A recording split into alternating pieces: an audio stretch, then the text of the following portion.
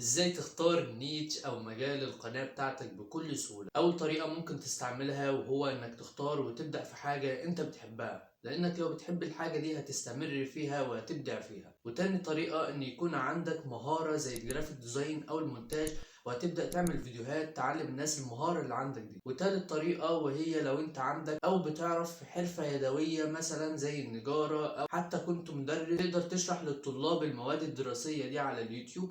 وممكن بعد كده تعمل كتاب أو مراجعات وملخصات وتبيعها للطلاب اللي عندك على القناة، أو حتى تقدم دروس أونلاين. وعلشان الطالب يحضر الدرس بيدفع فلوس عن طريق محفظة رقمية. فأي كانت شغلانتك فأنت ممكن تقدمها على اليوتيوب مهما كانت بسيطة، في ناس عايزة تتعلمها. طيب لو ما عندكش أي حاجة من الكلام اللي فات ده تعمل إيه؟ هتشوف مهارة أنت حاببها وعايز تتعلمها، وهتبدأ تتعلمها وتبدأ قناة وتعلم الناس الحاجات اللي انت اتعلمتها. طيب هل لازم تكون خبير في البداية؟